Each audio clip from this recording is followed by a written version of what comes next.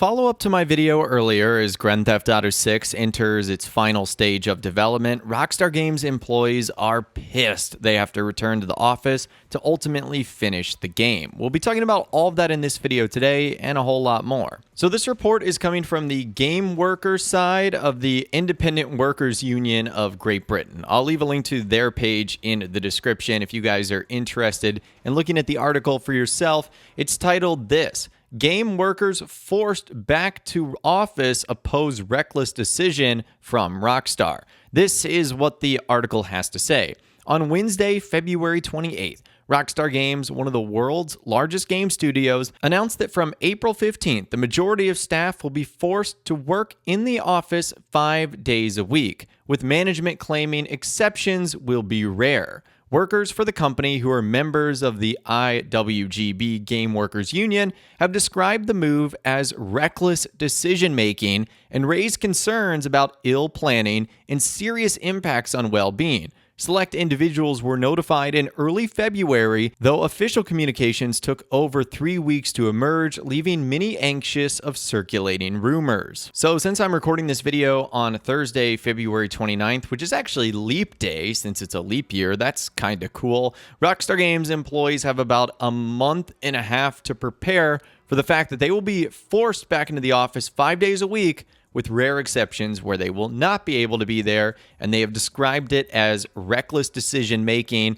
And even though they were notified in early February, there was kind of rumors swirling around over the last 3 weeks that this might be happening. Now, the article goes on to say the mandate comes 1 year after unionized workers submitted a petition with 170 signatures demanding continued remote work options, responding to a mandatory transition to 3 days office working in one of the biggest ever trade union actions in the UK games industry to date. Rockstar's decision to implement the new policy also marks a U-turn from previous statements in which the company insisted flexible work options would remain available, stating in an employee-wide email, "This isn't our first step to 5 days a week. No one wants to go back to the old way of working." And I'll leave a link to the petition as well. As things currently stand, 175 signatures have been collected. The petition is keep the current hybrid working policy for Rockstar employees, for Rockstar studio management. I'm not sure if you have to work for Rockstar in order to sign that petition, but either way, I will leave a link to it in the description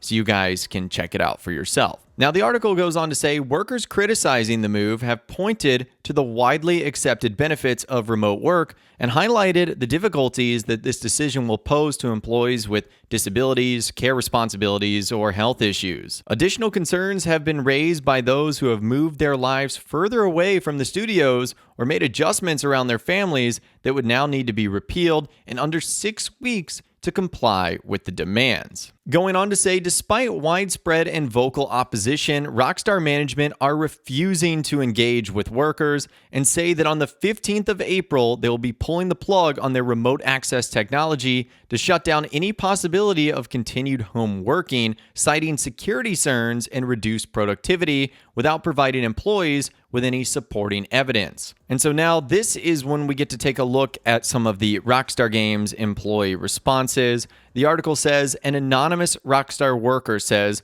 working from home has been a lifeline for many of us at Rockstar, allowing us to balance care responsibilities, manage disabilities, and relocate as we need.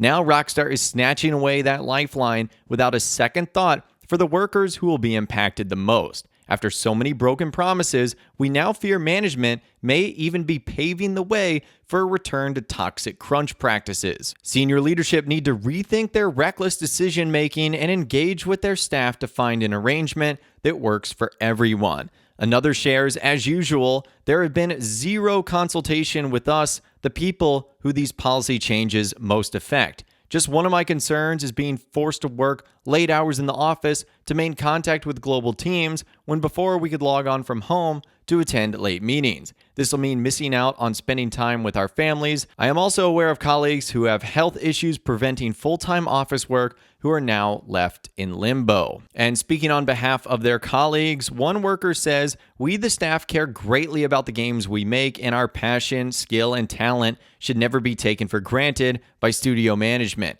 It is together through collaboration and a healthy work-life balance and workplace culture that we continue making some of the most beloved and spectacular games in our industry." And the IWGB Game Workers Chair, Austin Kelmore, says the workers in the IWGB Game Workers Union at Rockstar are pushing for transparency over pay and promotions, a healthy and inclusive workplace culture, and work-life balance centered around what each worker needs. It is unacceptable that Rockstar leadership have gone back on their word time and time again and have ignored workers' requests for basic conditions. Workers across the industry are done with letting executives make reckless and harmful decisions, and the Rockstar workers are showing us the start of what's to come if they're continually ignored. There's no better time than now to join our union and push for this to be the healthy and sustainable games industry we know it can be. So long story short here, the Rockstar Games employees are pissed that they are having to return to the office